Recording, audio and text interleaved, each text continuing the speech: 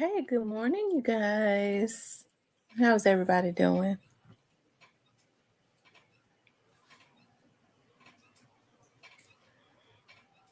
I know I didn't get on yesterday, and I got an essay to do, which I'm gonna do early so I can get on maybe tonight. But just in case I'm not able to get on tonight, or I told y'all my dogs get me up early. And it's something because the sun came up. It was like I've been up since like 5, and it was kind of like daylight. Normally it's black dark. What's up, Diane?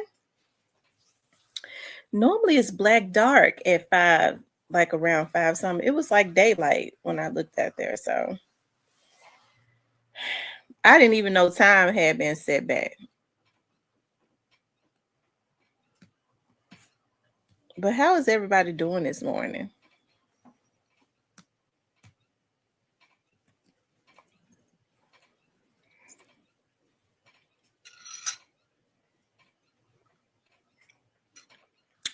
Hey, your choice towing. How has business been?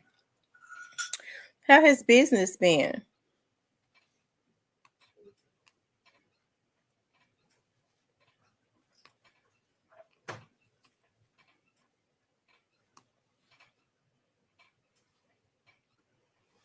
Hey, Fox.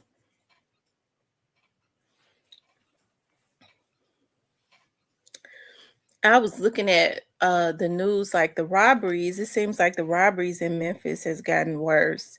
But it's not because like people are starving. It's just because um I mean I think it's got a lot to do. It's been steady. Well, that's good. I think it's got a lot to do with be quiet with drugs. I think it's got a lot to do with drugs. So that's what I think.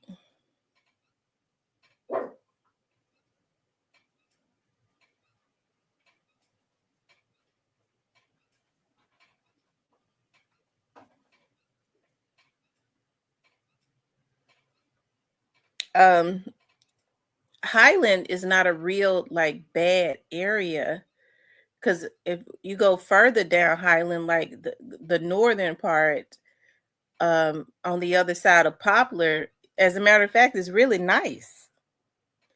And I was looking at this lady, this old 74-year-old lady was out um walking her dog. Let me show y'all this. Y'all, these people have flipped. And this ain't got nothing to do with them taking EBT or nothing. This right here got everything to do with a motherfucker being low down. I said I was gonna control my cussing.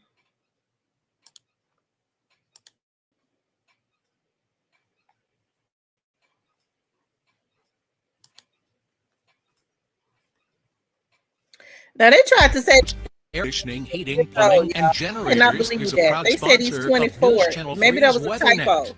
Shotes, family-owned and operated, serving the Mid-South since 1958. For the best customer experience, let our family serve your family. First at 10, Good Samaritans jump in and help an elderly woman who was beaten while walking her dog in East Memphis. Good evening and thank you for joining us. I'm Stephanie Skurlock. Greg Hurst is off tonight. Her alleged attacker now facing several charges. WRE's Melissa Moon is live outside the Criminal Justice Center tonight with details. Melissa? Good evening, Stephanie. Well, 24-year-old Cantu Dika is charged with aggravated assault and vulnerable abuse of an adult. He was arrested, and that arrest was caught on camera not long after the attack.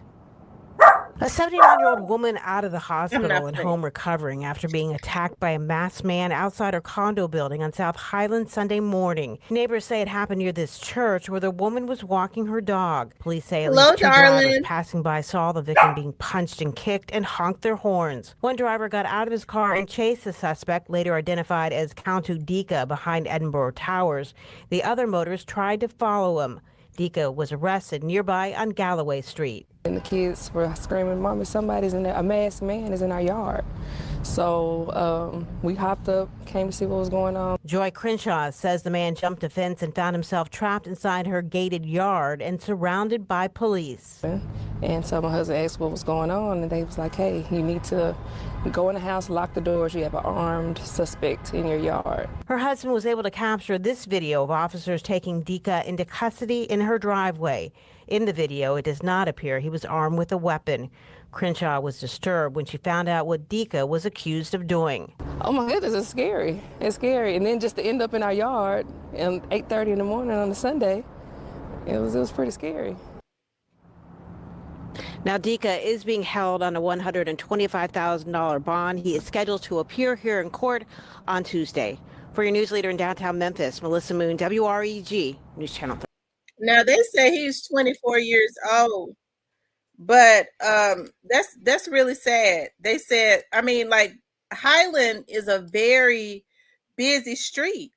Highland is very busy, and they said, like, I mean, cars drove by and saw him beating and hitting and kicking this 74-year-old lady. I guess he was trying to rob her, you know, but to beat her like that, and they jumped out and chased him. They jumped out and stopped him and intercepted.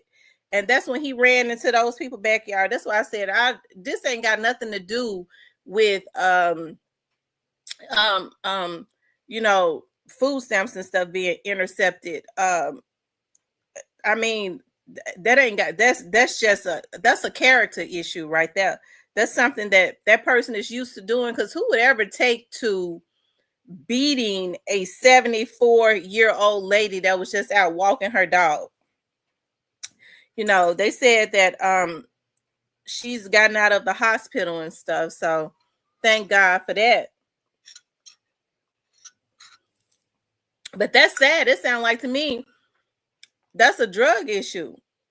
You out there with a mask on with all these cars driving by, stomping and kicking and beating a 74-year-old lady that was just walking her dog. So it's stuff like that I have issues with, when people say, well, you know, it's because they took the SNAP benefits. No, people that that really need their SNAP benefits don't resort to going and beating and killing and hurting and beating 70-something-year-old women that are just out walking their dogs. Okay, now maybe somebody that want a drug do or something, but not people that need SNAP benefits. Because hey, a lot of people that need SNAP benefits, even though, you know, they're saying that a lot of them are going to get their benefits. I'm so happy, you know, that a lot of the people that need their SNAP benefits are going to end up getting them. Especially because y'all know I have a heart for like seniors and children. That right there is what that did that to that old lady. That's garbage. And so I have issues when people give excuses for when people do stuff like that. Hey, Memphis 10, when people do stuff like that.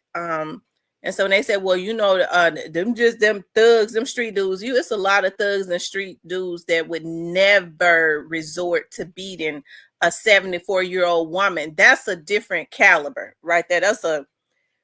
I won't even say a drug head, because you got a lot of drug addicts that won't do it. That's why I say it's just a character issue. That's just low down and dirty. But I mean, it probably is motivated by drugs, but you never know. Because it's a lot of things people blame on drugs that I've seen drug addicts that would never do. Okay, so that's why I say it's just more than likely a character issue.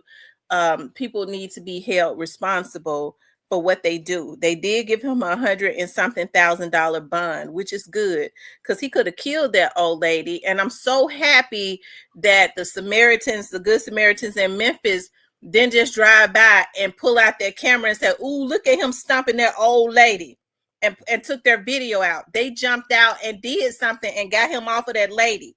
And I'm so happy, because he could have killed that old lady. I'm sure she didn't have any money on her if she was out walking her dog. So why would he beat her like that? Because he was mad because she didn't have no money on her? I told you all.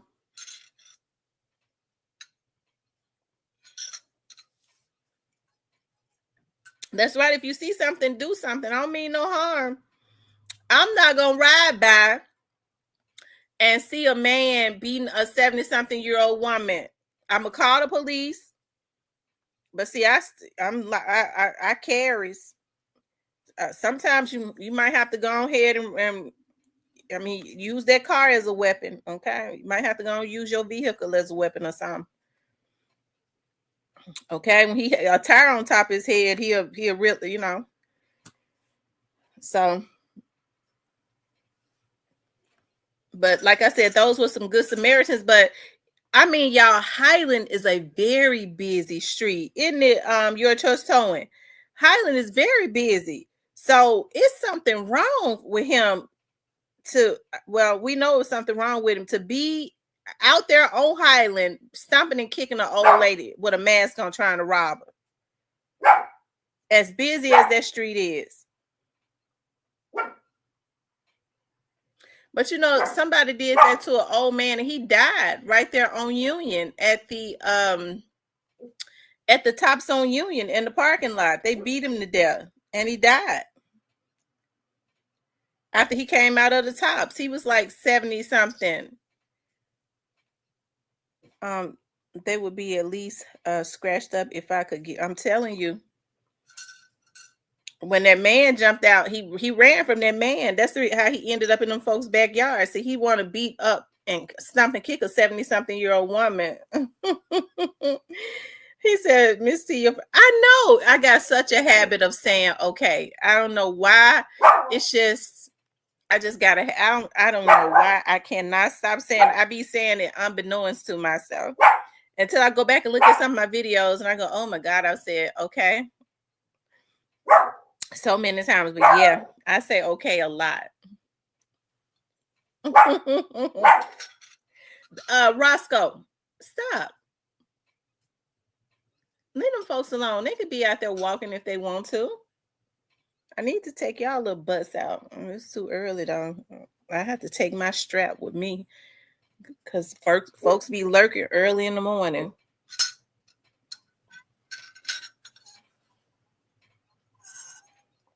It says, I say, child, my granddaughter is trying to shame me out of it.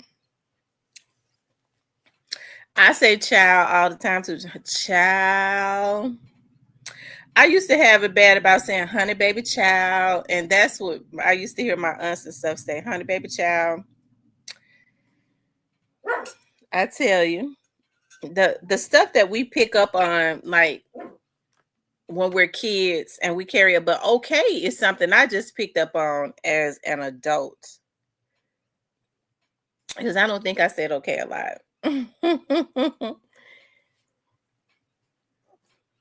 Growing up. I think growing up in the hood, I'm gonna tell y'all something. Growing up in the hood, we cussed a lot. As kids, oh my God, we cussed like sailors. And I don't know where we get that from. I think about like a lot of the kids that I grew up with, like Chris and Vanessa. And believe it or not, Vanessa was real quiet. She was real. Vanessa was one of those ones. I could never do it. Like Vanessa would be on the phone talking to a boy or something. And she was one of those ones that could whisper and could be on the phone talking and you not hear nothing she said. I used to be trying to, what is she saying? You couldn't hear anything. I'm not one of those ones. My voice carries. Vanessa was real controlled because she was a little bit older. So she always came up with ideas. Like she would always mastermind a whole lot of ideas and she would always be real controlled and all of that. That's how she was. No, listen, this how we're going to do it. We're going to do it like this right here. And she knew how to concoct a scheme. Oh my God. She says, I'm loud all the time.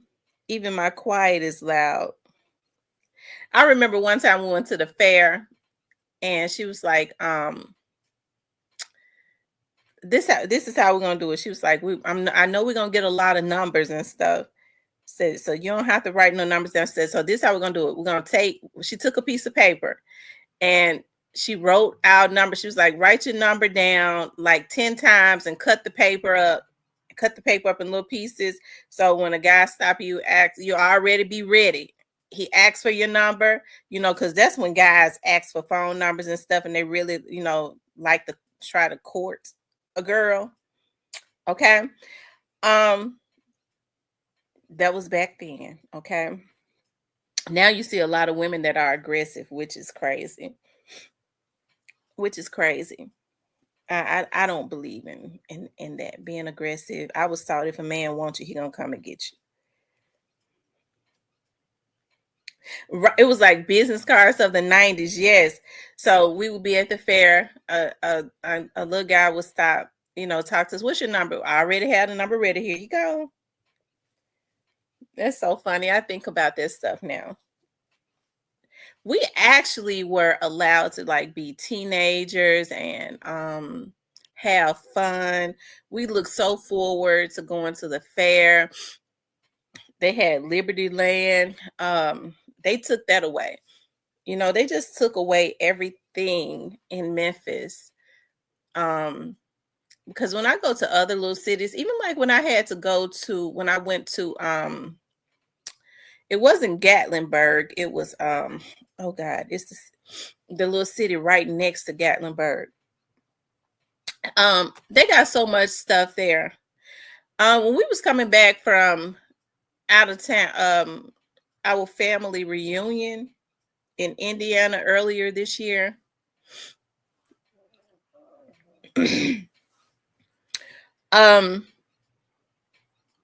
We stopped in this little town to eat called Evansville, Indiana. When we went up into there, they had a lot of stuff like museums, and they had quite a bit of stuff just on that strip that we was on for teenagers and stuff to go in. Like, Memphis gonna have to do something. Like, I was talking to a friend of mine who has a transportation service, and I was like, I really want to take a group of kids that my cousin has, like a mentoring group. And I was like, I really would love to get a group of kids and take them on a trip, right? It's very expensive though, because I didn't want to have to charge any of the families just with getting like the bus and stuff. Because I really wanted to like take the parents and the kids to New York to visit the Harriet Tubman, because I'm gonna go anyways to visit the Harriet Tubman Museum, right? And maybe if I could get some donations or something like that, I'm talking about from the city or whatever, because a lot of kids have never been outside of Memphis. A lot of parents have never been outside of Memphis. I got to thinking about though, how would they act out of town? Like, because me, I be having all these ideas, and I'm you be like, you want to show kids that is stuff outside of Memphis, all while educating them on their history. And then I thought about, what, a lot of these kids around the Memphis area has never even been to the Civil Rights Museum. They don't even know where the Civil Rights Museum is. Maybe I should start there. Don't even know their history, anything like that. It's a lot of history inside of that museum. I love the Civil Rights Museum myself. I love the Civil Rights Museum. I think, everybody should go and visit that, the Civil Rights Museum. And a lot of people don't realize, because we talk about the Civil Rights Museum in Memphis, but I was talking to Hilda and I asked him, I said, I found out that there's a Civil Rights Museum in Alabama. He was like, yeah. He was like, it's really nice. It's a Civil Rights Museum in Alabama, but I really want to visit the Harriet Tubman Museum because that was her actual house. That was an actual house, and they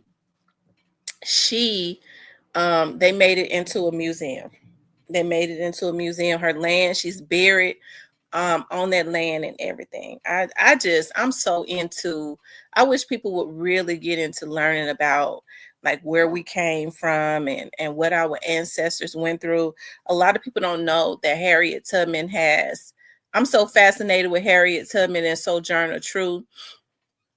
A lot of people don't know that Harriet Tubman had written 2 books. I mean, she couldn't read and write, but it was translated. She got ready. She was about to lose her land to taxes. You would think that Harriet Tubman would not even have to pay taxes or anything like that, that the government would have taken care of her. But she was about to lose her land to taxes.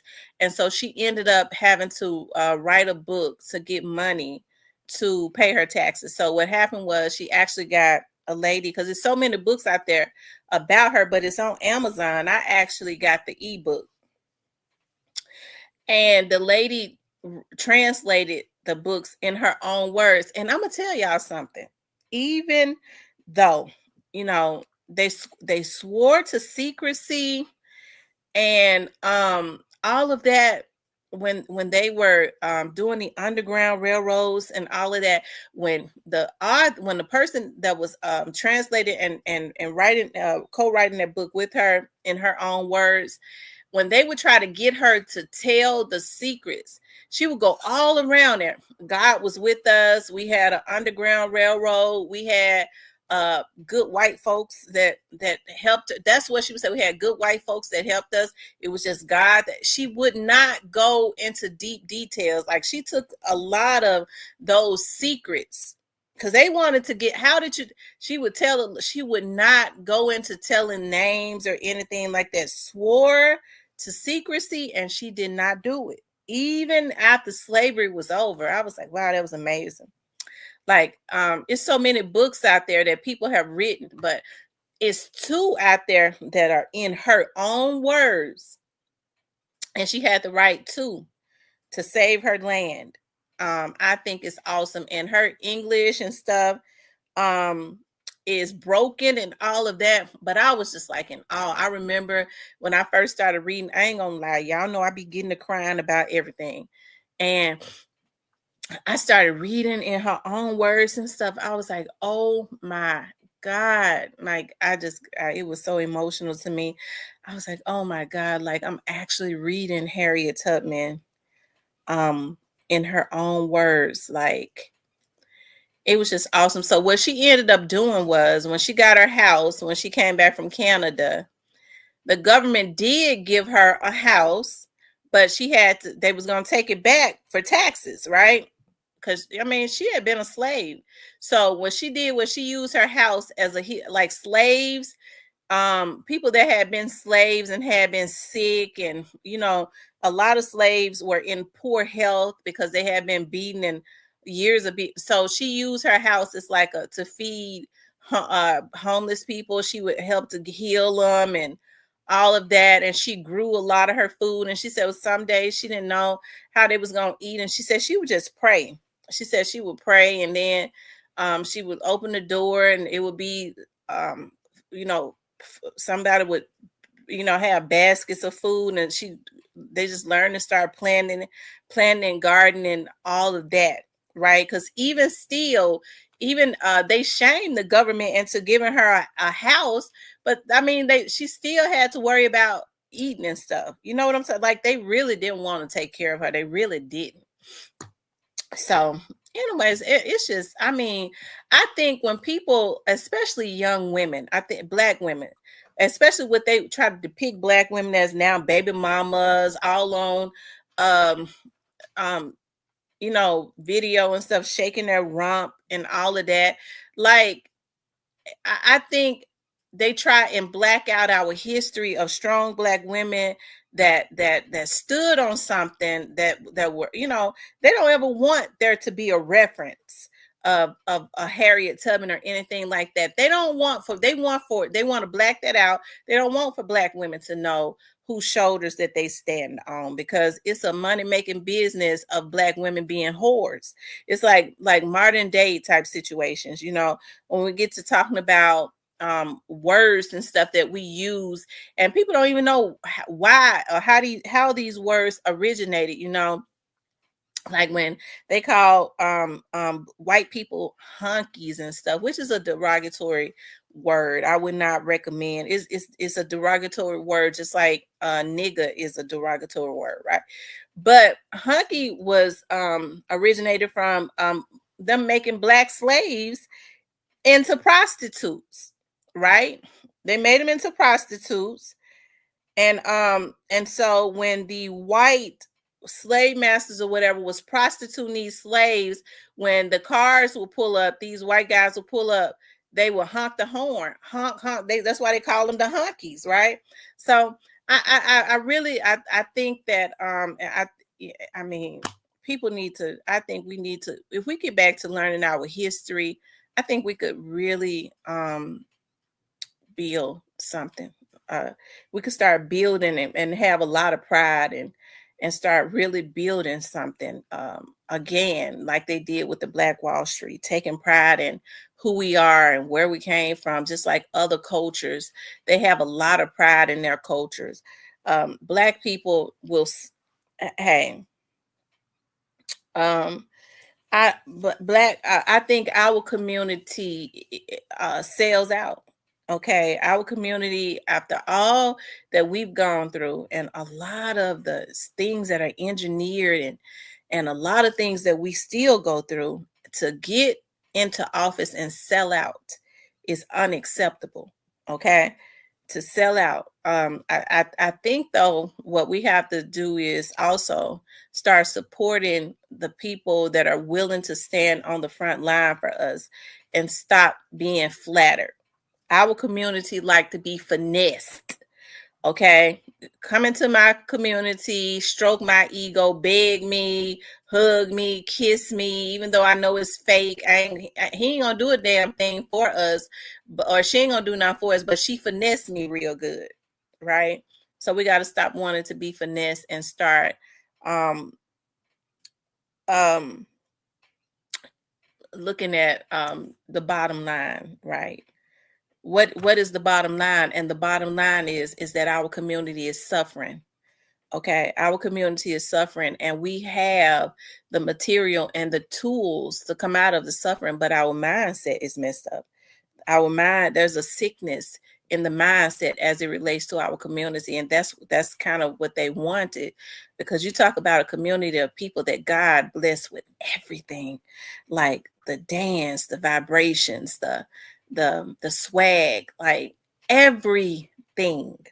Okay, and so we get mad at the Africans because they come to the United States and they see the sickness in our mindset. Okay, we see how the Africans stick together, and they go, "We want no parts of that. We're gonna stick together.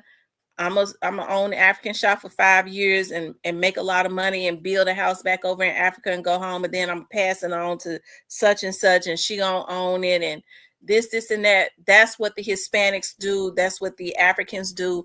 And then was like, well, the Africans think they better than us. Well, their mindset is better. They stick together. Okay, we don't. We've been our community in the United States has truly been messed up. There are no repercussions in place. No other community wants to sell out their community. They want the funds and stuff to generate in their community. Why is it that African Americans don't have an issue with selling out and don't want wealth to generate in our community? It's such a sickness. The only crime in the Black community is if you're trying to come up. Okay? That's why we get into higher positions and we don't look back. You know why? Because when people get into positions, if you see a good candidate, you need to support them. I say that all the time. Give $1. If we vet a candidate and everybody in our community gave $1, we could help that candidate. We could help to promote that candidate, because when you're out on a campaign trail, it costs money. So that candidate needs to get out there. People need to know about them. But what happens is a lot of these people with money, they go directly to the church. And I got to talk about this. They go directly to the big churches and pay the pastors. So now the candidate that would be good for our community, they're already blackballing them. No, well, Steve Cohen, he's a good white man.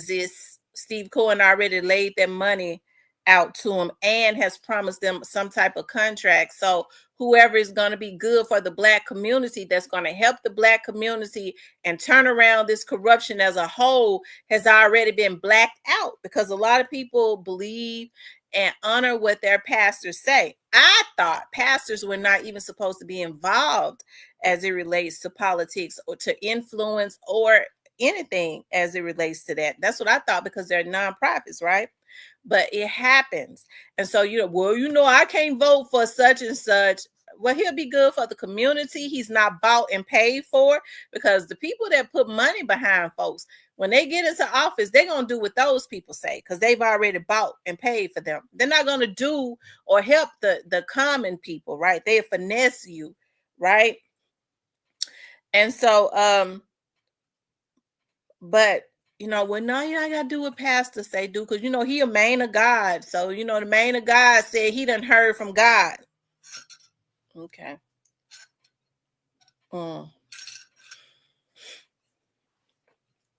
Really? Well, how come you ain't heard from him? Well, he got it. He got an ear. God talks to him. God told him to tell us to vote for brother Senator so-and-so. Oh, okay. Vote for Sister Watermelon. Pastor said God told him that. Yeah, God told him that after they gave him their check, I guess. But you have a lot of people that are blinded, to that, right? If they're not they get into cliques, stuff like that. Like we gotta change our mindset. We have to go with people that are strong. Yeah, I'm sorry. People that are strong, and if they're not affiliated with what we've been seeing, that have been constantly elected as a resort, and they ain't doing nothing for our community, you might need to be careful about that. Sometimes it's good when people stand alone. At least they're not a part of these organizations and cliques that have been keeping us in bondage, and a lot of them look just like us. You're right. It goes, hey, I'm for self. That's what a lot of people go, hey, I'm for self. And that's the reason that our community is in the position that it's in. Somebody get up out of the barrel. You got to give them an opportunity to learn the system, and then they'll reach back for you. Folks ain't giving nobody the opportunity to learn the system and learn how to work it and then reach back to help their people. He got out the barrel. I'ma kill that nigga. Why you gonna kill him? He been out for a minute more than me, and he ain't even give me no bread. I'ma kill him. That's what's going on in our community, and it ain't no repercussions for taking down our leaders. These Negroes it ought to be something in place where these Negroes ought to be scared to take down the leader, because they're gonna know it's some repercussions behind it. Folks like the glamour. I had, got it. He the man, because he glitz. He got all that diamonds and stuff. God, it don't do nothing for Memphis. Came up in Memphis and caused a war as a result of them doing what they did to Young Dolph. It caused a war in Memphis. Okay. But because he get on there with them rented cars and shit he got, and he gives the illusion of success, our people are sick-minded. He gives the illusion of success. So, I had wanted to be like him. Yeah, but he's sick. Okay. That's not success. When you're causing genocide in your own community, that's not success. Okay.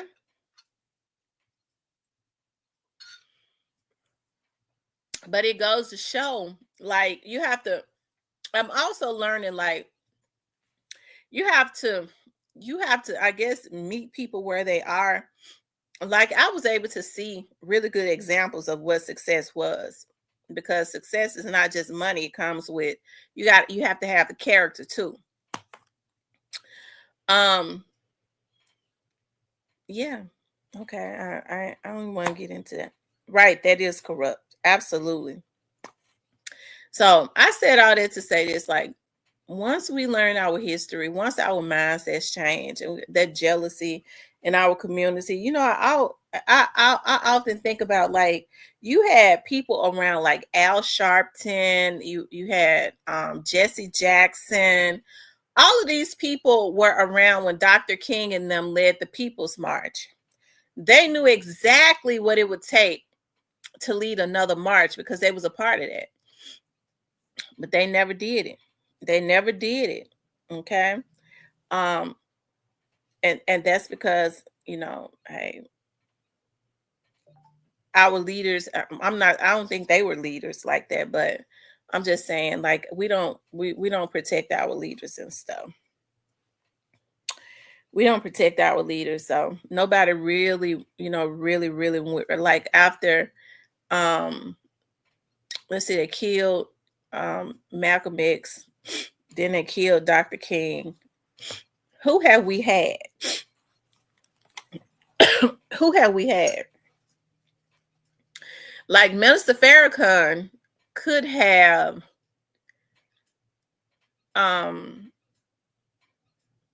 Minister Farrakhan was cool. I like Minister Farrakhan. Nobody could ever make me not. I think Minister Farrakhan has spoken a lot of truth, but it was a lot of stuff. I mean, he didn't have he had a good effect, but not like a Malcolm X could have had. I think the stigma of the Nation of Islam taking out Malcolm X always, or people feeling like they were a part of it, always kind of stuck with them or something. But Minister Farrakhan spoke a lot of truth, especially in his older age. He's in his 90s now, I do believe. I don't know how his health is, but we know he's not going to be around another 90 years. But he spoke a lot of truth. And when he got to a point where he was like, I'm just going to speak truth to power. For God, I live. For God, I'll die. I think that's when they started blackballing him. And they really started blackballing him. Now, when people start talking about Robert Kennedy, you don't hear me say a whole lot about Robert Kennedy Jr. because it was Robert Kennedy when he was working for the CDC. I remember that found out what the government was trying to do as it relates to these vax to the nations. Y'all know we can't say the word on here because they found a way. They don't want you to put no truth out. And it was Robert Kennedy, who's a lawyer that was working for the CDC, that actually got to minister. He tried to go to the preachers to let them know that it was what they was doing, and it was with these meds, and it was geared at Black men, okay, Black boys. A lot of the preachers had sold out, so he went to Minister Farrakhan, who started talking about it. That's when they came up with that documentary called Vaxxed, VAXXED. And they had a lot of whistleblowers on this documentary. They'll put it up on YouTube, and then that's YouTube take it down, they put it back up. So y'all find that. And but it was Robert Kennedy was one of the ones that was the whistleblower.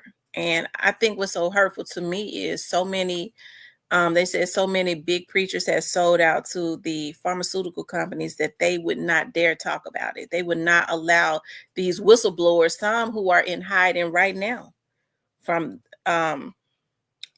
they would not allow them to come into the church and tell the good Black folks about what they were doing in these vax that was geared at hurting especially Black boys.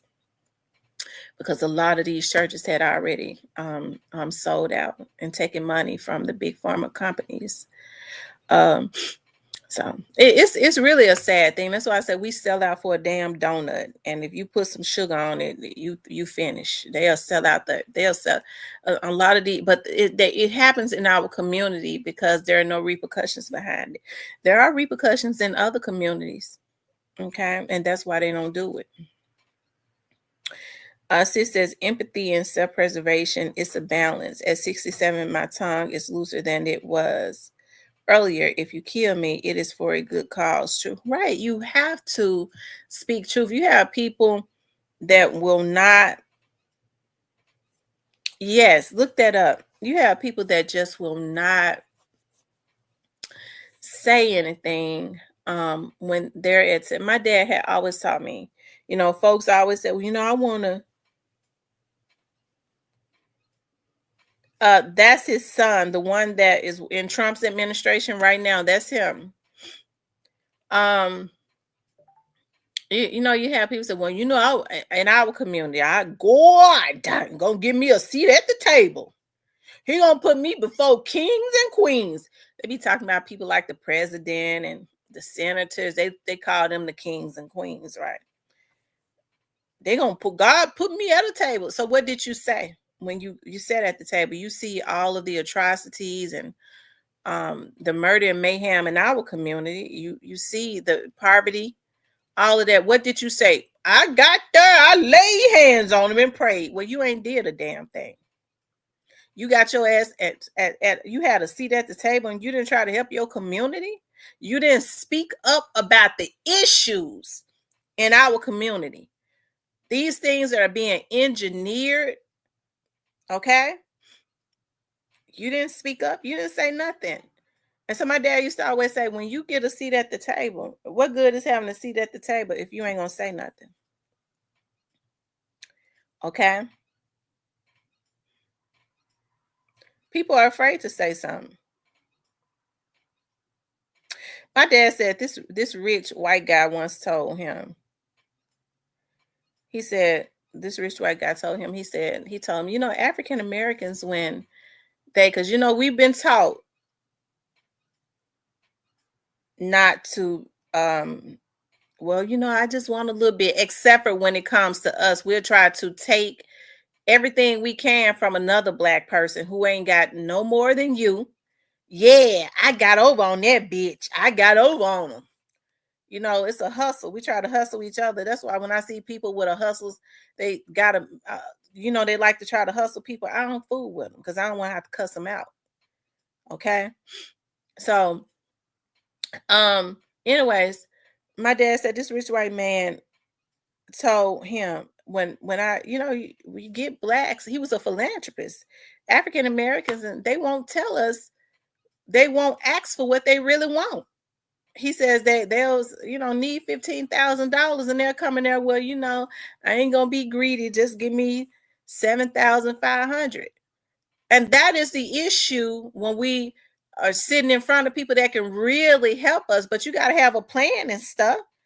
Ask them and tell them what you want, what we need when you get at the table. Well, God, so I ain't gonna ask for too much. No, you got a seat at the table. You better tell them this is what we need. Okay. And it ain't going to work unless we have it all. Well, I just got to be meek and mild. Just give us a little bit of it. No, he got the ability. It ain't going to hurt him to give us all of it. But when we get in front of each other, we trying to take everything from each other. Yeah, I left that bitch broke. And so our mentality too. Okay. That's right. Practice your 3-minute pitch. Our mentality too is a lot of the reasons why we're in the situations that we're in. We'll sit and we'll watch somebody. I'm going to figure out how I'm going to take them down. Okay. We sit and watch and try to figure out how we're going to take down another black person that we may be intimidated by. If you're sitting up mad at somebody that has not violated you, especially on this YouTube that you don't know, you never met, you probably got a mental illness. I'm not going to go in somebody else's vlog that are not violating. okay, and be mad at them for their beliefs. That would make me crazy. Okay. And so that's why I say, I in our community, it's a sickness. Like our people need some repair so bad. And you're right. A lot of the blacks that get out, they already bought and paid for. So when they get into office, they're not going to do anything for their community. They're going to make you think it. They're going to repay the people that gave them the money. And ain't nobody looking like us got a whole lot of money like that. So yeah. So who do you think they're going to be loyal to? See, what a lot of other communities that are, because it ain't just other communities that are crooks. It's a lot of black people that are crooks. Okay? What we got to do is we got to be honest about it. It's crooks in every race. Crooks and thugs in every race.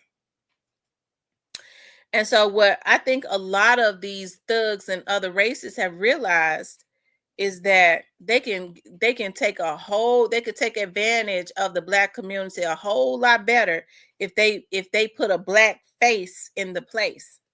So if you get a damn cuckabug head and put money behind them and put them in office, they could do way more than a racist man could ever do, because they can they could be behind the scenes and put a black face in the place. And we can't be saying, well, that person is racist. We can't say that because they black. As a matter of fact, we ain't gonna say nothing because we're gonna be so happy that it's a black face. Well, yeah, I know they doing this to us. Well, he did it one right, but he black. We gotta support a black man. They figured that out. If they've kept us out of certain positions and they finally, if it's a historical thing to finally get a black in there, they could do all types of shit through that black person, and we ain't gonna say nothing. Okay. And so I think it's a darn shame that we as black people don't have enough pride to say, no, I'd rather not have the position.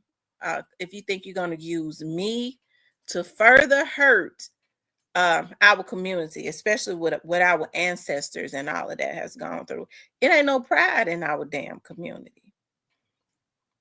Okay. People do things bad because they are bad, not because they do it because it's a character thing. Okay, it's the content of their character, not their because I'm gonna tell y'all something. A lot of the hurt that I have accrued, especially as it relates to business or anything, came from black people. Folks don't want to hear that. The most money that I've ever made came from and especially when I was doing private work, it came from referrals of white people that paid me whatever I said. No problems with it at all. Okay, white attorneys. When I thought, okay, I'm a black girl, these black attorneys would appreciate a black investigator. No, they didn't. Even though they were attorneys, when they saw that I wasn't a white girl that walked up in there, who they would pay whatever, even if they didn't have it. If I was a black girl, their energy would change. Now, even though you are a black attorney, what's the hookup? That mentality, even though this is a black attorney. Okay? And don't get me started, because y'all know how Lord, thank you, Holy Ghost, for not making it, because I got ready to say some real mean things. I'm not going to, though. Okay?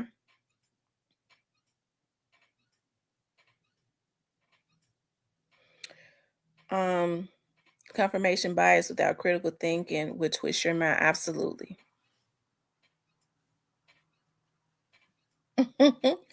Cypress said, get started. No, I'm not going to get started. I'm not going to.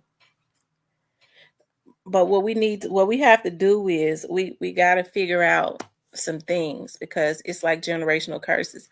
There was one of the slaves that was on I think it was the Transamerica, in a Transamerica slave trade or something, died in 1940 something. And I think there's video. They was able to get video from her.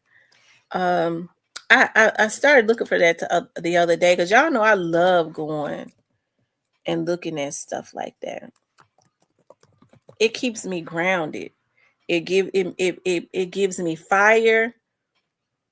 It do.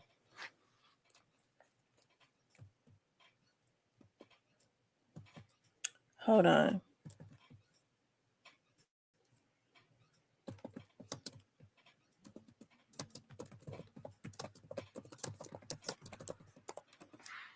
Hold on.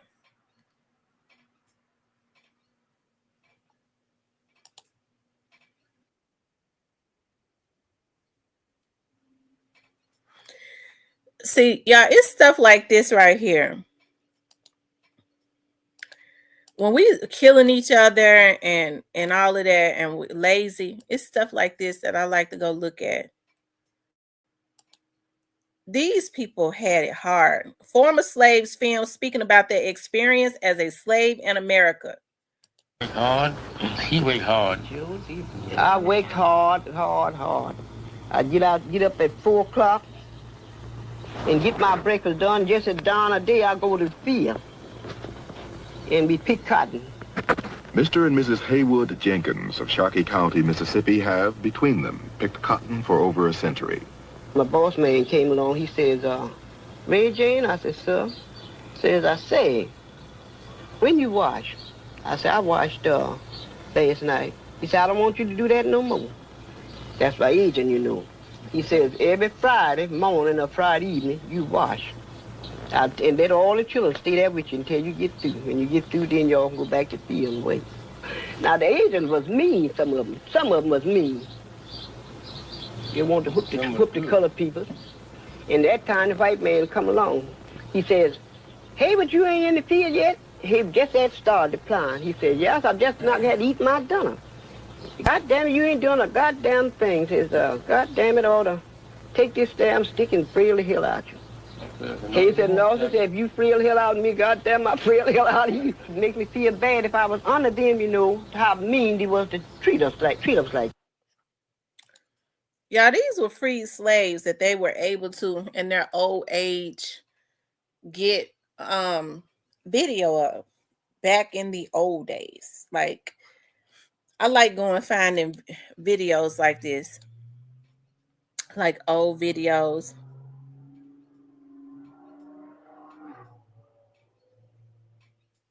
Okay.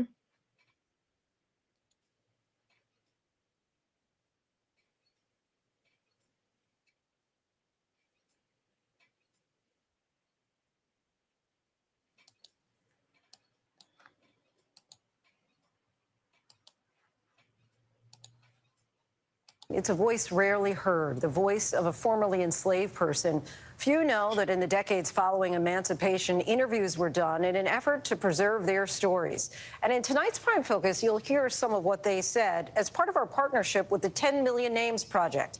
ABC's Alex Perche brings us their stories in their words. I want you to tell me how you got your name. I got my name from President Jeff Davis. He was president of the Southern Confederation. He owned my grandfather and my father. My grandfather was a blacksmith, and my father had learned how to write a little bit in Richmond, Virginia before he brought him down here. You're listening to the voice of a formerly enslaved American, a man by the name of George Johnson. This rare and historic audio interview was recorded in 1941, almost 80 years after Mr. Johnson gained his freedom. He and his family worked on a plantation in Virginia owned by Confederate leader Jefferson Davis, a staunch opponent of abolition. In the interview, Johnson recalls a day in the life as an enslaved person. Did they drive the slaves down there in Davis's Bend very hard, or did they work them reasonable? Reasonable. You know, Master Joe give much as another boy. He still call him Master Joe. Boy was chopping cotton. boy didn't kill, but you gang, you understand? He come to hook the boy kill, you understand? That's the house of Mark Youngwood. And that's what's the trouble, son. Say, Mr. Don't hook me, crowd and kill the gang.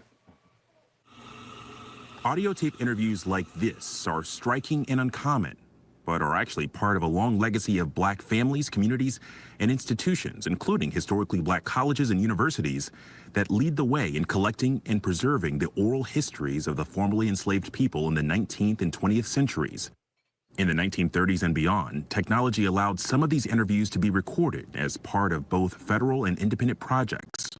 The details are often difficult to hear, but they remind us this history happened not too long ago, with names, faces, and stories. Do we know roughly how many of these recordings exist? The recordings are relatively rare, but the recordings come from a much larger and really important and in many ways unsung collecting effort that took place.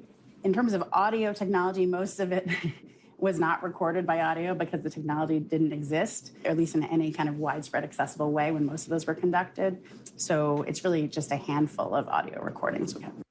In 1974, a woman named Celia Black, at the age of 114 years old and shortly before her death, recalled picking cotton in Texas as a child born into slavery. I didn't have to pick cotton or nothing. I've been doing nothing but working in the field. Working in the field, oh goodness. Me and my husband would go out west and pick cotton. Go out west every year. We've been this year going out there picking cotton. One of the things that kind of struck me, that you have an interview recorded in 1974. For some Black Americans, I mean, they're one generation removed from slavery. In some ways, we think of slavery as ancient history. And if you think about it, they're right. Like some African Americans are 1-2 generations removed from slavery. And that's why I say our people need repair, because it's almost like a generational curse, that mindset. I'm gonna try to destroy this person. I'm gonna try to do this. It's that plantation mindset that a lot of our people have as it relates to us.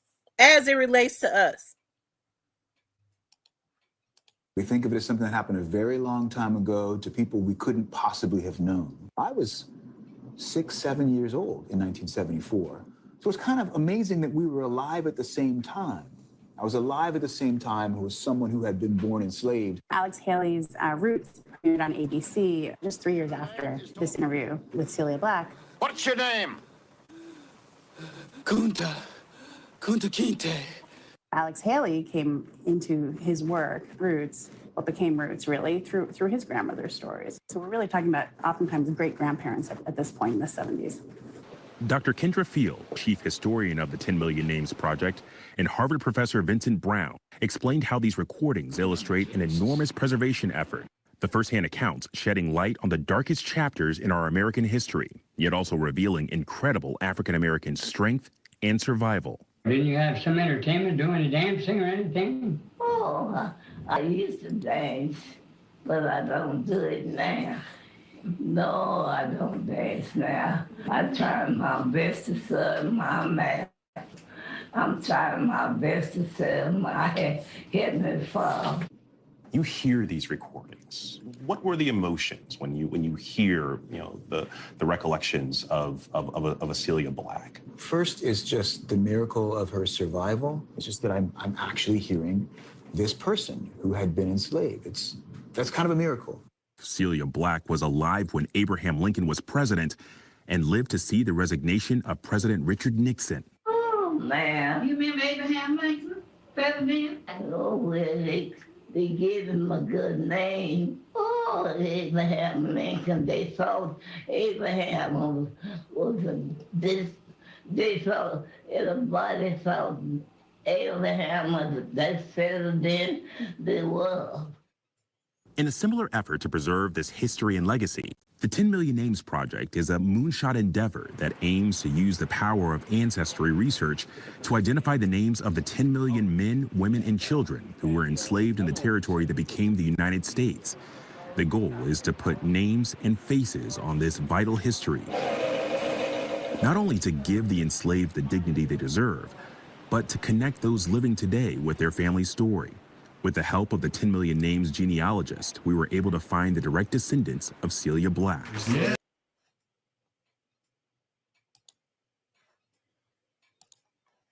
Okay, you guys. Hey, that's the type of stuff that I know people might call me weird, but that's the type of stuff I like doing in my my downtime and stuff. Right.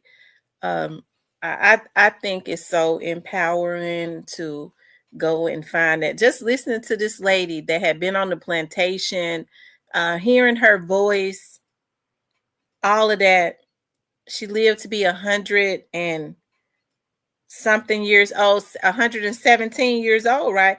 Now you think about, now those slaves ate the worst of the worst. That's why we know they're putting something in foods now.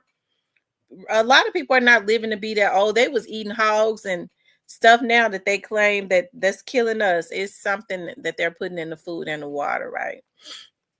But I would suggest that Black people go, and all of this stuff is over the internet, and dig up your history and look at your history.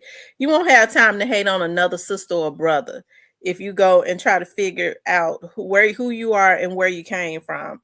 See, when people are jealous of other people, it's because they feel like that person has something that they don't have or can't have, right? Me, myself, I've never thought like that. I might be a lot of things, okay? But I've never been a jealous-hearted person, because I already know whatever it is that I want, I can speak it into the atmosphere and put my mind to it and go get it. If I don't have it, it's because I haven't made up my mind that I really want it. So, I mean, that's how I think. And I think that a lot of other people should think that way too. They don't have time to be creating bad karma for themselves and their families by trying to destroy another person, because that's all that they're doing, right? Hey Nene, hey Joke Free. But they was raising their own hog, raising their own, right? They was raising their own hogs and stuff. So I mean, I think our history, I mean, even though I really hate what we went through, what our ancestors went through, the idea that they survived it. They survived that. Y'all, that's where we come from. People that survive the worst.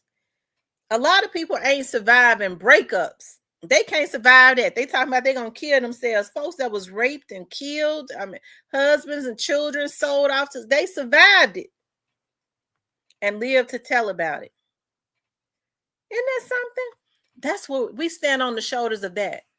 So we talk about Dr. King dying for us, but we had so many others to die for us too, even before him, that he was just one of the ones that was recorded. And I'm not taking anything from Dr. King, but there were so many others that they wrote out of history because they dare not want there to be a reference of Black people rebelling for their freedom, coming together and rebelling, because they understand that unity, if we ever unite, it's all downhill.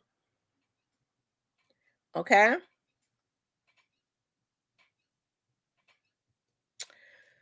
We depend on them to do too much for us. So we have to stop getting mad at other communities because because they unite. Okay, hold on, y'all.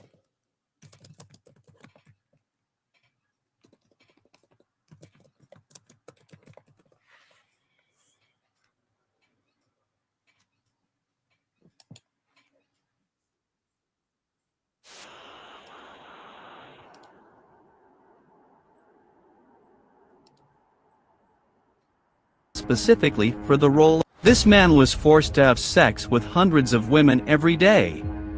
And the worst part was that he could never say no. Known as Padasika, he was the slave bought specifically for the role of a breeder. Because he stood at 2 meters and 18 centimeters tall, they believed his children would be strong. He was highly intelligent and obedient. As a result, while the other slaves worked in the fields and performed heavy labor, Padasika had the role of engaging in relations with hundreds of different women every day. As Padasika's children were consistently born strong and healthy, he began to receive increasing privileges. He passed away in 1958, leaving behind over 200 children. This man was Now, I know a lot of people may say, oh, you know, if they got a twisted mind, this man had to be obedient. He was a buck. He was a buck. And so to use somebody to have sex with a lot of slave women so that they can have strong kids, they felt like to put out, that's torture, to put out in the field and to be able to sell for more money. See, when you got a messed up mentality, your mind can't go past that man was having sex with all them women. They don't think about the torture that man had to go through. He had to be obedient, and if he didn't produce, probably the beatings he got. That's why I say our people need repair. Okay. Yeah, I love this. I love learning about this stuff so much. I do. If you ever figure out where you come from, you'll know where you're going. Yeah, here's a slave owner. This is a slave owner. Again. Hello, folks. How you feel? Good this morning? Hope you do. I'm trying to get on my feet again. Feel pretty good. Thankful it's as well as it is. Oh, boys, I'm pleased to see you. I don't know where you come from, but I give you all the welcome I've got to offer you. And I want to tell you that I'm living on the same ground that I've lived on for 75 long years when I come here as an 18-year-old bride. I went to Washington 50 years and a little more ago. I saw all the people around there and been with the presidents. And I learned a great many things up there that I didn't know before. I'll add a little more to it. I was one of the board of lady managers for the Chicago Exposition. And I served my full time in Chicago and learned a good many things over there. I was a delegate to the Tennessee Centennial Exposition. I was a delegate to St. Louis, a juror at St. Louis. I think for a North Georgia cracker of my size and age, I've had a pretty good education on that line. That do all right? I was a 3-year-old girl when the Indians were moved from this country to Indian Territory. I have an indistinct recollection of seeing the red men as they went through the woods, for everything was woods nearly at that time. I have a distinct impression, if a 3-year-old child can have it. Nevertheless, I've been here since that time, and I've seen the march of progress. So basically, they stole, she's saying they stole the Indians' land. She was 3 years old, and they went through the woods, and she said, I've been here since then. So she's saying they stole the land. Let's see. She was a slave owner. That was in 1929.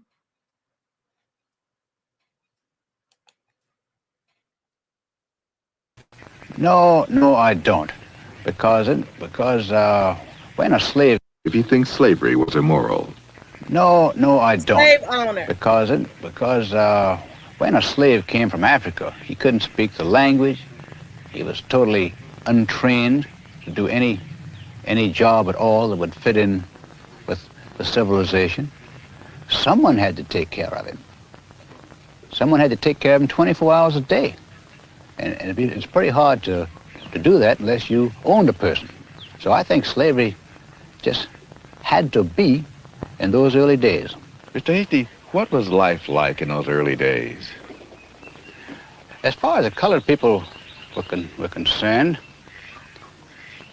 I feel that they were a good bit happier than they are now. They had less in the way of material things. But I can remember back in the 20s, when I was a small boy, they were always singing at their work. They had a great sense of humor. If he thinks slavery was a Now that's a sick slave owner. Now he said they seemed happy to be owned and beaten. They were singing their troubles away.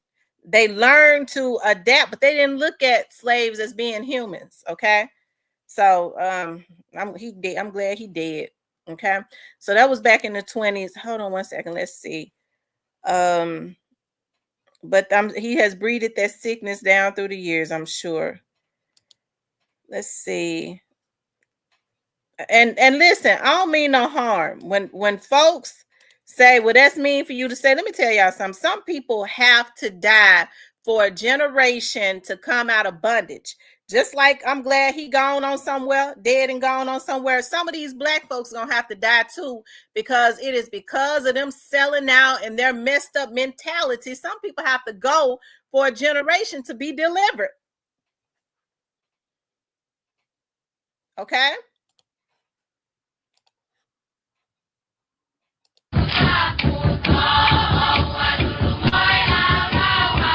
Now, these are interviews with slaves that we got to see because of lived. They were old. My name is Isa Mosley, raised up an old time by mother. My old master and mistress raised. My master was named Louis Mosley. My mistress was named Blanche Mosley. Well, are you ready for me to talk? Well, that's fine. And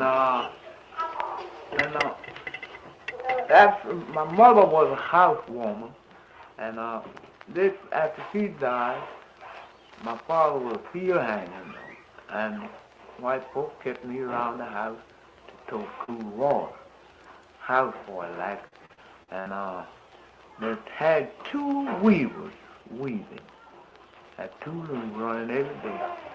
Well, you know, I'd go out in the quarter probably died to early play with them trauma and other sickness. children. And if I caught one, and he caught it, they would wear me out. Well, the white folks told me, when you get at me, make it to the yard. And sometimes I'd go out there and get your plane, and one would hit me, I'd get a breeze. Mail it to him, to the yard I'll make it. Don't nothing say like that there. And I went all that way, and then again, now, my master was named Louis, you got that, and my mistress had a young master named Lige Mosley. He was a doctor. And Beth Mosley, he was a farmer. Frank Mosley, he was a farmer. Joe Mosley, he was a farmer. Well, I had two mistresses, Betty Mosley and May Jane Mosley. Them was my mistress. And then, as I went on to so the white men, wives were called the mistresses. lasses way back then, and they had no. That's something. So master's wife was called the mistress. That's something. Y'all, isn't that something? Because now when a man cheats on his wife, I wonder how that happened. They call the person in an extramarital affair the mistress. That's weird. Master's wife was called the mistress. Back then, y'all hear the slave man, he said master and his mistress, which was the master's wife, they called the mistress. That's something. And now in y'all see how that works? I wonder how that happened. And now when people are having extramarital affairs, they call that a mistress. So back then, the slaves called the master's wives the mistress. I had mills like got made wood, had carpenters made wooden mills. And they grind that lashes, and they had to be killers to make it in, you know, had to point the killers on. And when that lashes was made, they had poplar trolls to pull that lashes in. No bars at all. I never see a bar long then, nothing but trawl. And when you get your lashes made, they had plank to cover them trawl. Oh, what cover.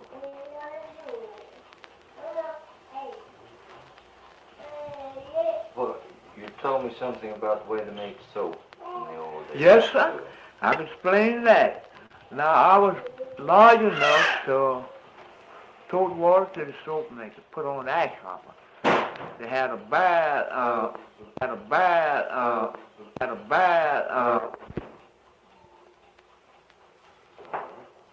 you ready? You're telling about soap. He telling them how they made soap in the old days. Now, when I was a boy, they used to make soap. Well, I was large enough to tote water to the soap maker to put on ash hopper. Now, they didn't have no barrel, they had bowls, you know, and their bowls coming that way, you know, that way, bowls is fast. Well, on each end, they lay some crossway to hold ashes. And then I'd tote water and put on that ash hopper for the soap maker. I did make soap for the whole plantation, and make it by 2 or 3 bars. And long then, Captain, I ain't seen no bar soap. The mother had some, but I never seen none. And they had something dug in the ground, a hole, deep hole, and walled up on each side of the plank. Well, it's about 3 foot deep, I reckon. Now I can come out about 8 or 10 foot long. Well, they tan leather.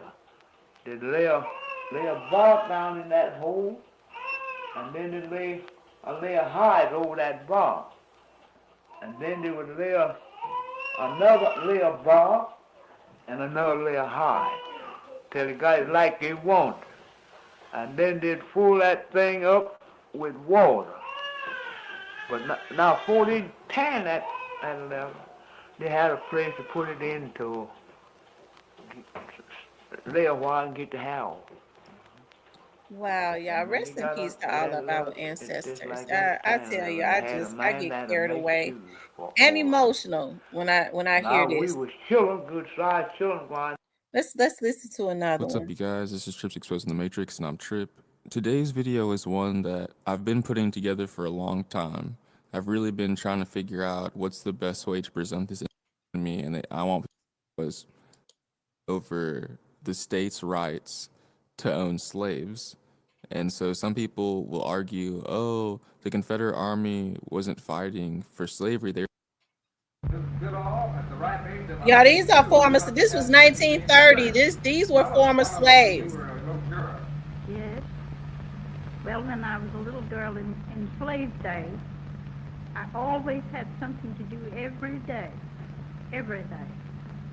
I didn't have time to play very much at all. I myself was in the house for most of the time. In days like this, while we were outdoors, pulling up weeds or picking up feathers where chickens would all make them through the yard, all every day. And in cloudy days, while we were in the house, I had a big pan of sand, silver sand, and an old slipper. Y'all see even back then how those former slaves carried themselves with dignity. Look at him with his suit on, with his cane and all of that, sitting there with a lot of dignity, covered up and all of that, all that they have been through. Where did you live? I told you I lived in Washington. Where did you live before Washington? I told Colored people are free, ought to be awful thankful. And some of them are sorry they are free now. Some of them now would rather be slaves. Which would you rather be, Uncle Tom? Me? Which I'd rather be? You know what I'd rather do? If I thought, had any idea, that I'd ever be a slave again, I'd take a gun and just end it all right away. Because you're nothing but a dog. Y'all heard what that slave just said in the audio. He said if he thought he was going to be a slave again, he would take a gun and end it all, because being a slave, you're nothing but a dog. You're not a thing but a dog. Night never comes out. You have nothing to do. Time to cut tobacco. If they want you to cut all night long out in the field, you cut. And if they want you to hang all night long, you hang tobacco. It didn't matter about your tired, being tired, you're afraid to say you're tired. They just, well,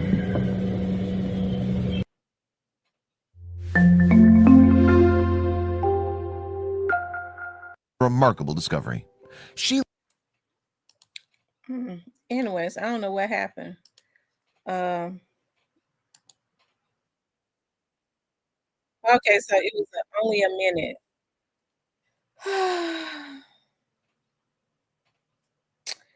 The last slave ship survivor grade.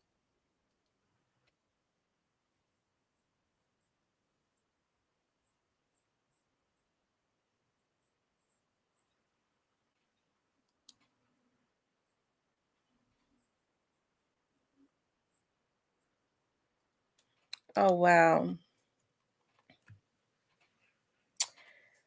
Very much so. They were proud. Yes, indeed. Oh, wow. That's to me, that makes me so full. I tell you, like I said, if you don't know where you came from, how could you have purpose and know where you're going? We come from that.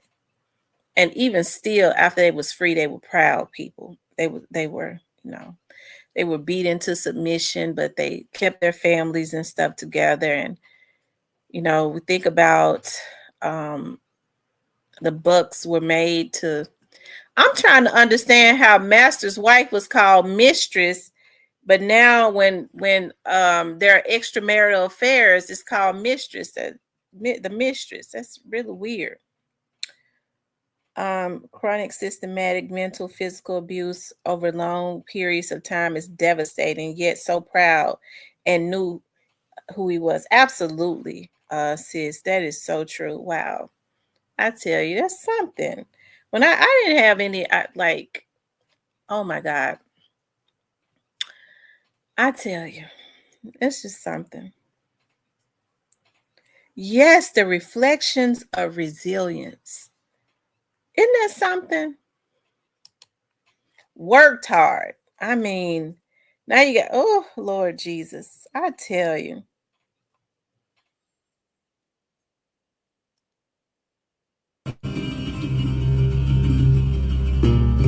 They started doing these projects and stuff and finding former slaves like right around the 30s and the 40s, whenever they started being able to do like videos and stuff before they died out for history. And I'm so glad they did.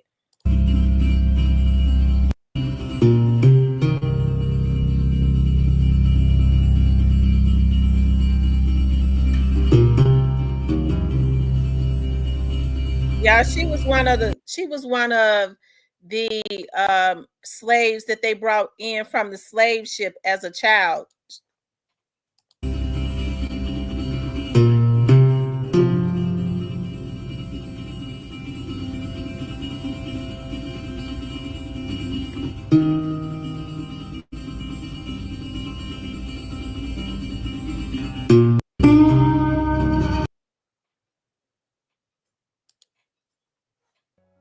All that I know, they teach you to mind your master and your mistress.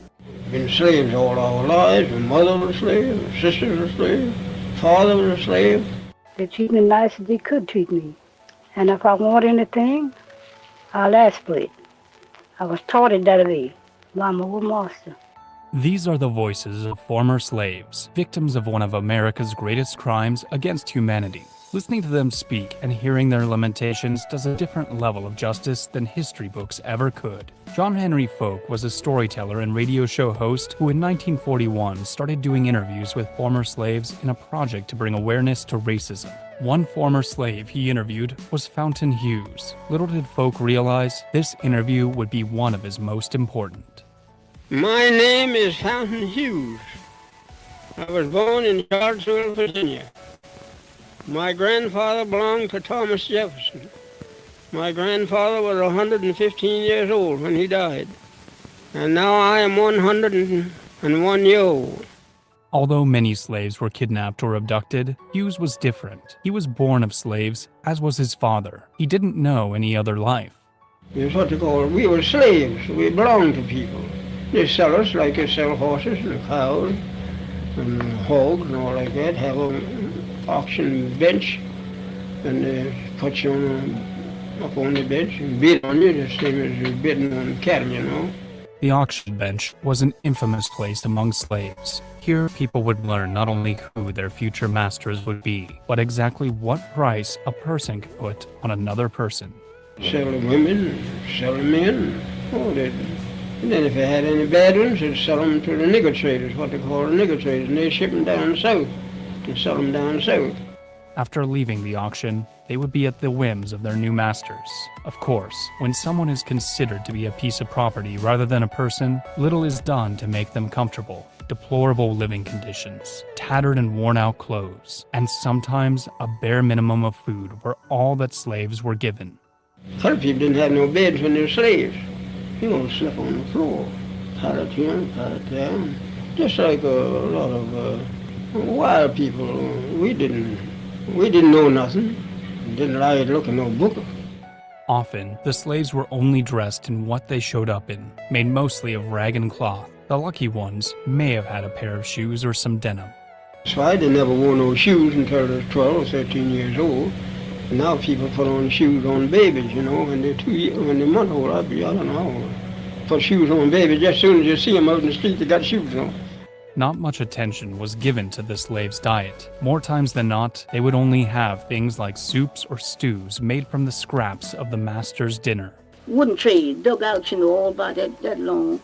And all of them, you know, would get around that tray with spoons and just eat, sit like mush or soup or something like that. And all them children get around there and just eat.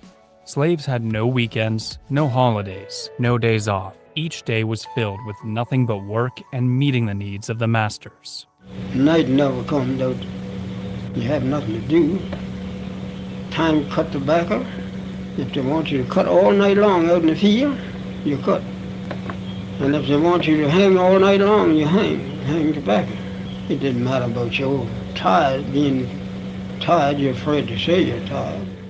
It wasn't a sense of duty that compelled the slaves, nor was it a love for their owners. A cloud of dread hovered over them, as the smallest infraction could mean a painful punishment, usually in the form of beatings. Former slave Laura Smalley described what she saw one day when another slave woman earned a whipping after her master's mistress tried to slap her and she fought back, pushing her into a chair.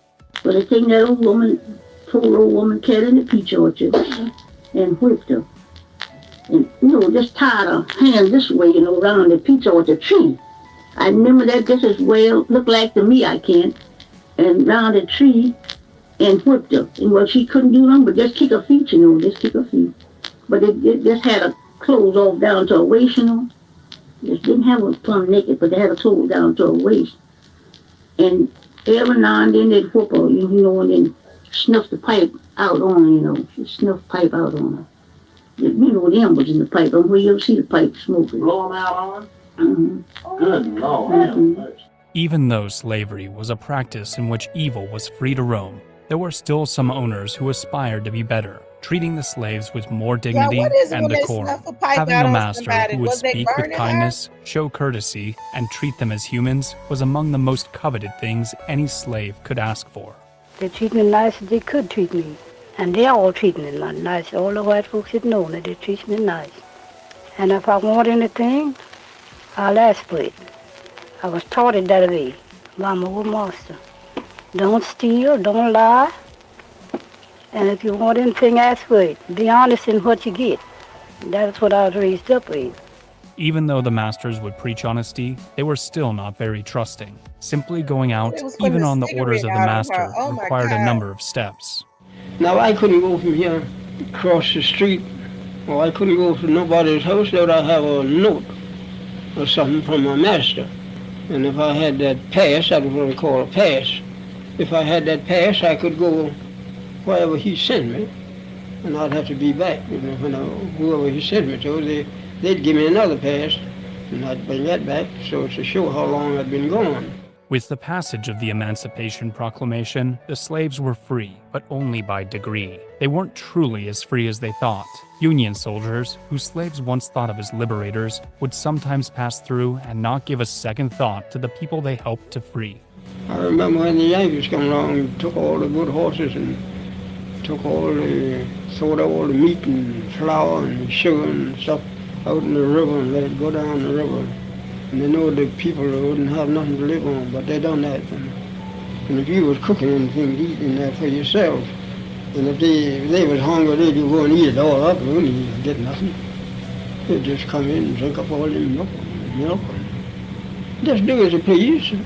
Slavers across the South were incredibly hesitant to change after the order, not only because they were losing the labor they paid for, they were losing an entire heritage. Not taking too well to the new proclamation by President Lincoln, the slavers actively withheld the life-changing information from their slaves, sometimes to the point that slaves would end up working on the plantations for up to 6 more months. You know, and old master didn't tell you, it was free. He didn't tell you that? No, he didn't tell. They wait there. I think now they said they wait them 6 months out of that. 6 months. Without guidance, though, They didn't even many tell of them the they was slaves free. found their newfound freedom less glamorous than they had thought. With not $1 to their names, very few possessions, and little to no education, they found themselves alone. Sadly, millions of newly released slaves, unable to make a living, ended up becoming emaciated, even dying as a result of starvation. And if we got free, we didn't know nothing to do. And my mother, she hunted places and bound us out for $1 a month. And we didn't have no property, we didn't have no home. We had nowhere, nothing. We didn't have nothing on it, just like the cattle, we were just turned out and get along the best you could. Colored people is free, you ought to be awful thankful. And some of them are sorry they are free now. Some of them now would rather be slaves. Although freedom had been granted, they realized that it came with a heavy price tag. So they feel like Abraham Lincoln or whoever set them free, but he knew when you set slaves free who don't know how to read, they didn't allow them to learn how to read, they didn't know how to survive for themselves, that they would starve to death and therefore go back to the plantation willingly and just work for free. Even though they had skills, they couldn't read, it was still, it was still those times where they couldn't start businesses, they couldn't, hey, they felt like that was a strategy. No slavery And yet we meant look at him as being one of the best presidents, right? hard work and beatings. It also meant having food and shelter. Mom and them didn't know where to go. You see, after freedom broke, just like you turn something out, didn't know where to go. They just where to stay. Didn't know where to go. Turn us out just like, you turn out cattle. I say, didn't know where to go. The slave's freedom was met with mixed emotions. Fountain Hughes was asked about how he felt about his freedom and whether or not he would rather have been a slave again. His answer was haunting. You know what I'd rather do? If I had any idea that I'd ever be a slave again, I'd take a gun and just end it all right away. Because you're nothing but a dog. This period was one of the darkest times in the history of the United States. But even though slavery was eventually abolished in the States, it is quite a different case worldwide. From forced labor to human zoos, or areas of the world where visitors would travel simply to gawk at the local indigenous people. Whatever its form, though, the voices of the slaves matter, bringing to light the sad truth that slavery is not dead today.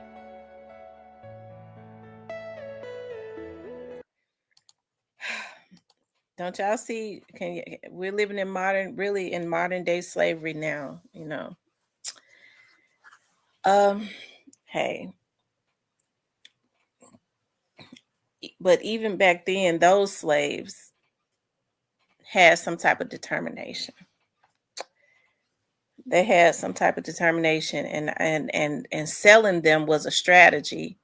If you sell their children, it wasn't just about money. It was to keep them broken up, to keep their spirits broken. You sell their children, you keep families and stuff together. They might unite, but you start selling them out, you know, bringing in new people. They didn't have no connections to those people. You know, you broken, you've had children.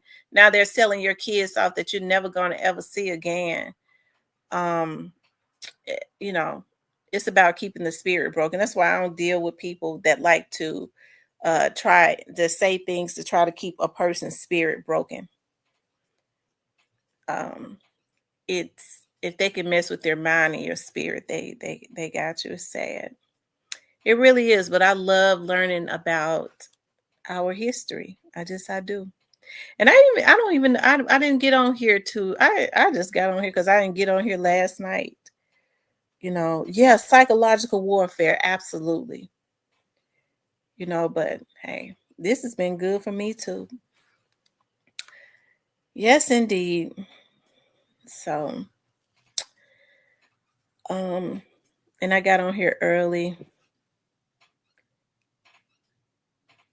Thank you, sis. They got a lot of good stuff out here. I mean, to me, it's intoxicating to just go and hear our ancestors that actually went through this. It's intoxicating because they survived the hell, and they were so happy to survive. They had a grace about them, you know. Yep. Miss J said, thank you, Tamara, for this. A true pause to reflect on what they went through versus present motivation. Grand Rising family. You're welcome, Miss J. Hey, Miss Muffin. She said we got a history lesson this morning. Tony Walker says, I'm learning to avoid bad-spirited people. I don't want to sit in. Absolutely. Bad-spirited people are dream snatchers. Spirits are real. So you have to be very meticulous about who you allow to be around you, because they are dream snatchers, and they are energy vampires. So you have to keep people around you that speak life, that got a vision for themselves and is actively working on their vision. You can be inspired by them, because if they ain't working on their vision, then they somewhere hating. People that are busy with trying to build themselves up ain't got time to hate on nobody else. That's when you know that somebody ain't doing something. If they hating, they ain't doing nothing. I don't care what they say, they ain't doing nothing.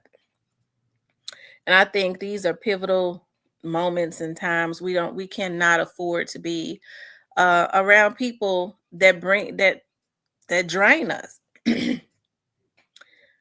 We were all put here for a purpose. Everybody has a path and a purpose. And it's so sad that unfortunately a lot of people don't realize that. They feel like all the hell that I've been through, surely I ain't got no purpose. It's purpose in the pain. It's purpose in the pain. The pain was never meant for you to stay in it. You got to come out of it. That's why, and I keep going back to my depression that I had for 2 years. And hey, I know a lot of people be afraid to talk about being depressed or anything like that. I fell into a depression. Luckily for me, I didn't have to get on any meds or anything like that. It was just a depressive state that I was in after my dad died. And I think that depressive state came from not being motivated. I think about it now. It was just not being motivated to do those things that I was very good at, that I had enjoyed because I was used to doing it with my dad. Okay. So it makes me so happy to come out of this state kicking and running, because some people go into a depression and they never come out. I came out and I knew it. I had people around me that was praying. I started, one of the best things that could have ever happened to me was when I just out of nowhere, somebody sent me a message and said, just come to church, come back to church. And that was the best thing that I did. Okay. And I made up my mind with my mother praying and stuff that I was just gonna, hey, it was I don't know what kind of prayer that she prayed, but I had a conversation with my mother, who is very honest. She don't fuss. She's not judgmental. But when she told me, you got to come out of that depression, you doing things that you got to come out. It's almost like hearing my mother fuss. I snapped out of it.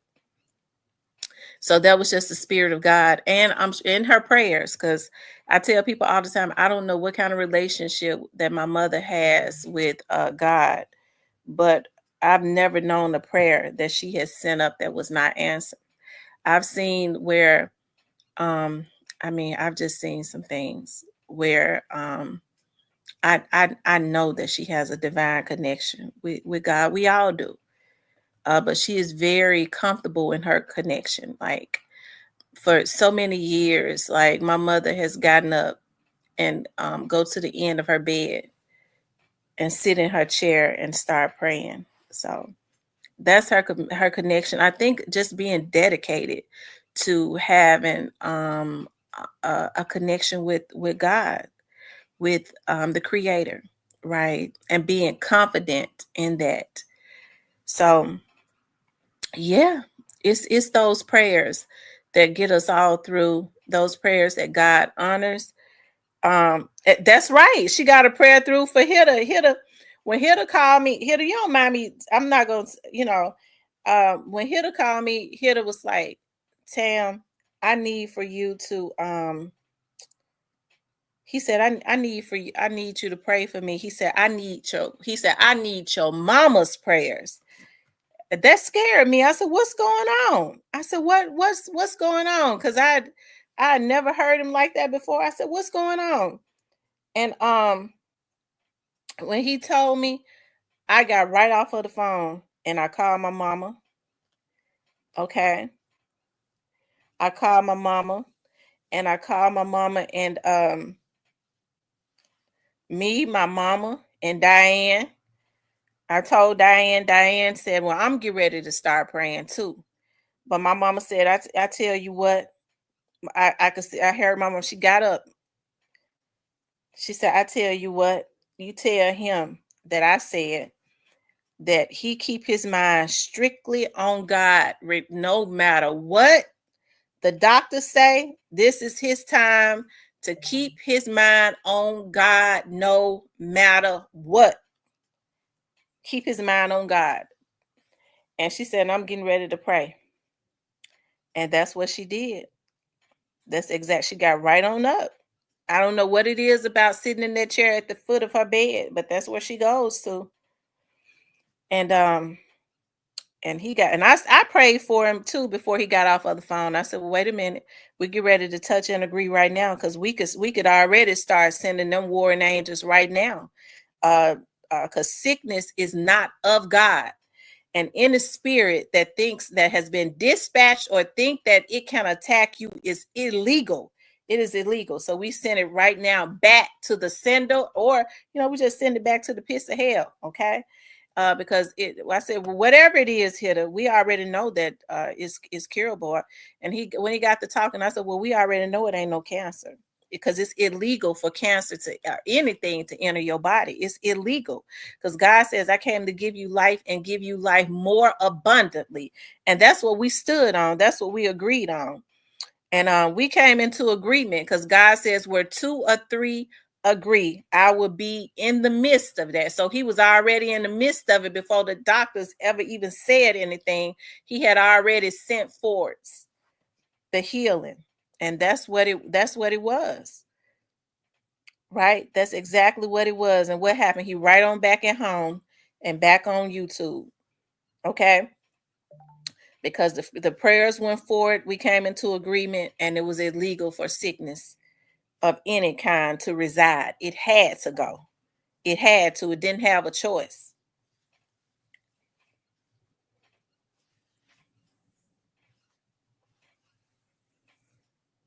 Mm-hmm.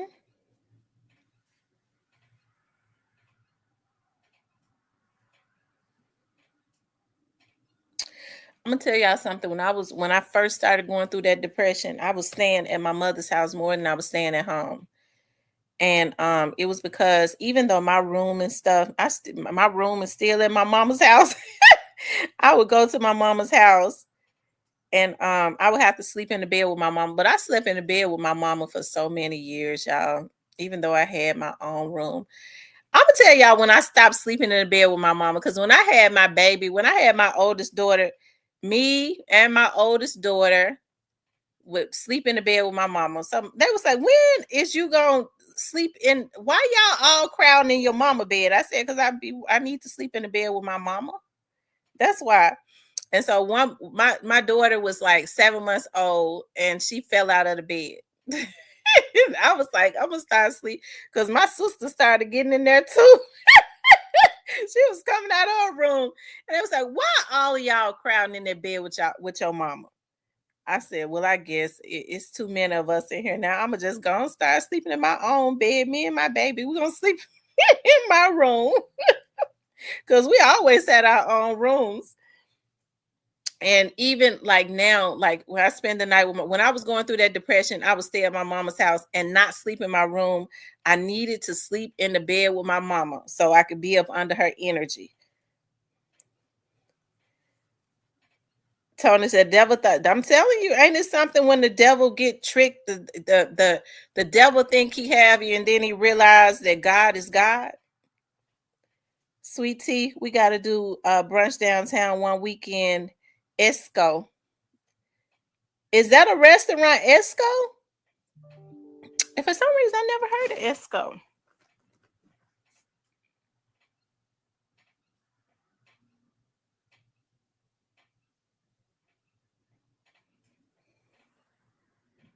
I'm telling you, ain't nothing like your mama. I'm telling you. He says, "I love Jesus, but some organized religions and leaders are." Yeah. You have to keep your mind on God, because I think people make the mistake of pastors are mere man. And I think it's a mistake when people put other human beings, regardless of what their title is, into places high places that they should only have God. To me, that's just like what the children of Israel did in the Bible days. They worship Baal. I mean, I can't worship no man or have anyone in a position that I could only have God. And see, I think a lot of people get the issues confused, because I was taught this, to respect the person and then the position. And I think a lot of people, I got to think, I was like, Lord, people be having issues with me and I don't even know why. And I think it's because I treat everybody like the same. People be wanting for you, I think, to give them special attention when they hold some type of position. Now, I can respect the position, but I already respect the person as a human being, because that's what I was taught. I respect you not because of your position. I respect you because you are a human. So that means I respect the janitor and the garbage man the exact same way that I respect the president, because they're all human beings.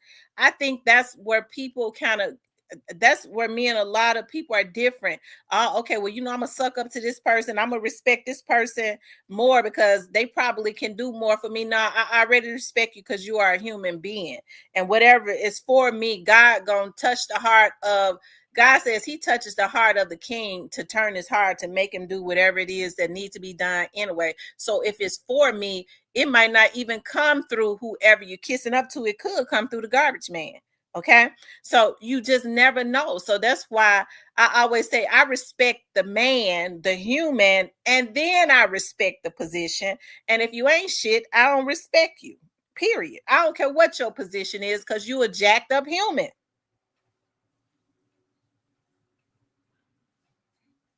He said, I still get the best sleep in my I'm telling you, I get the best sleep at my mama's house when I sleep in my mama bed. I like sleeping with my mama, because I even when I had my baby, I was sleeping with my mama until it got too crowded. I told my sister, you just had to start coming in there and getting back in the bed and sleeping with my mama, and made it too crowded for me and my baby to sleep in there. And I had to go sleep in my own room.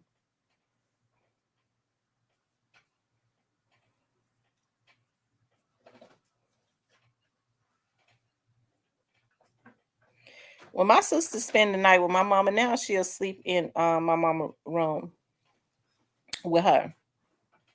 It's just something about sleeping up under my mama. Her energy is just it's just too right.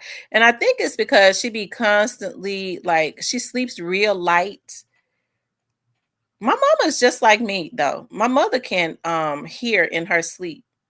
I can hear in my sleep too. I can hear people talk. I can hear conversations in my sleep.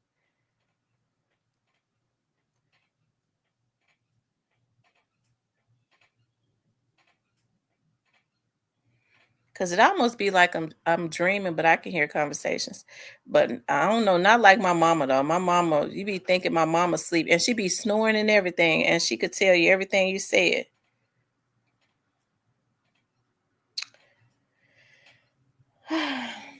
Yep, I tell you.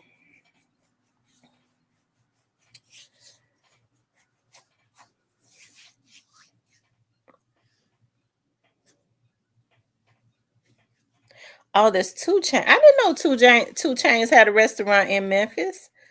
I didn't know that. I remember they said 2 Chainz was going to open a restaurant in Memphis. I had no idea 2 Chainz had a restaurant in Memphis.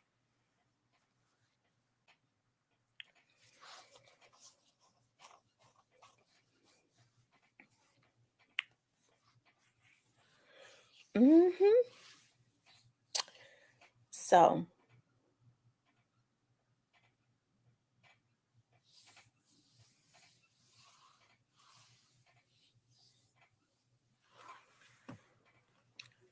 I gotta go to the dentist. I don't know why that tooth back there hurting. It don't hurt when I eat.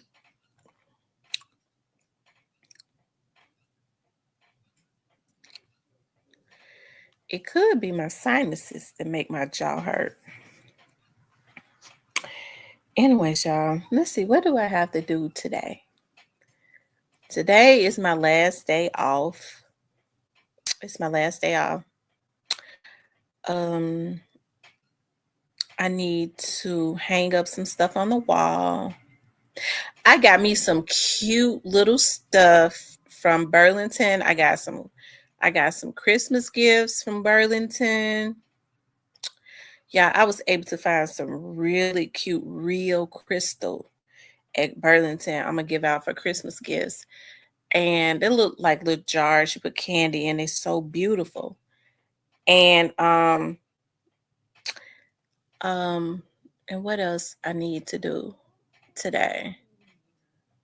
Oh, I have a doctor's appointment, and I'm gonna rest. Oh, I got another essay, and that's it. Enjoy my last day off, and that's it. Just chill. Food, good food and drinks. Okay. I'm gonna tell y'all something. I've been finding so many of those Paris Hilton. You cannot get anything to stick, like the pans, everything. And I gotta call Target because I ordered me a cake mixer. I thought I ordered me a cake mixer, y'all. Don't you know I never got it? And I was just looking. I was like, dog, when my cake mixer gonna get here? When my cake mixer gonna get here? And I was like, where did I order it from? Because I was like, I either ordered from Macy's or from Target. And I said, I ordered from Target. And don't y'all know I looked at the order? I did not. I don't know if they didn't have it and they just didn't send it to me. But I want my cake mixer because I want to make a some cakes and some cheesecakes. I'm not a baker, but I want to. My mind tells me I want to bake. Now I make a really good cheesecake I make it from scratch. I don't get that pudding mix. Hold on.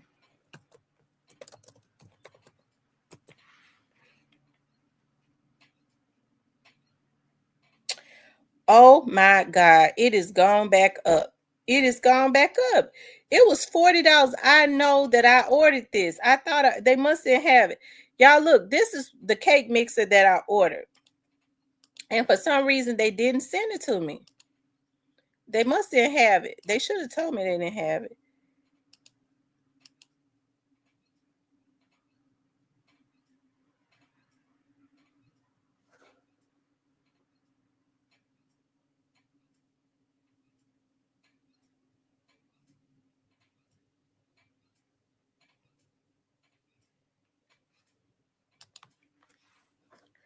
Yeah, I want to start making cakes as a hobby.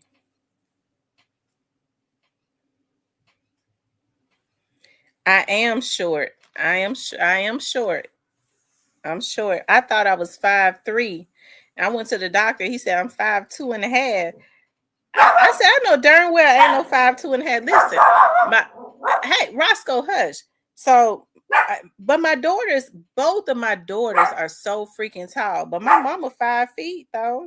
My dad was like average height. I think my dad was like 5'10" or 11, 5 around that, like 5'10", 5'9", 5'10".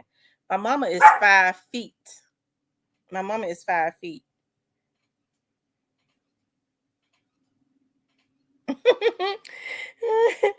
Y'all make homemade. I got the recipes from off of YouTube. Y'all know I'm a YouTube queen.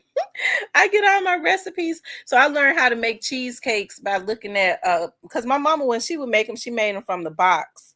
But it's so much better because I'm able to get creative with them when I get the cream cheese and all of that. I want a cake mixer that I don't have to hold in my hand. Because when I hold it in my hand and get all, it be going everywhere. Anyway, y'all, I need to get off of here because I got some more things that I got to do. I need to start cleaning up pretty early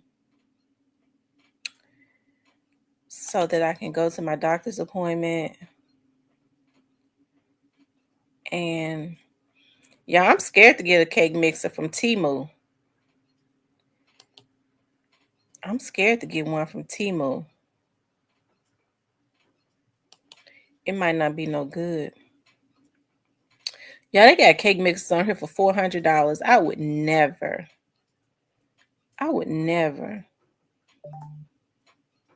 That's a 3-quart. See, the one at Target. That's not the one I had.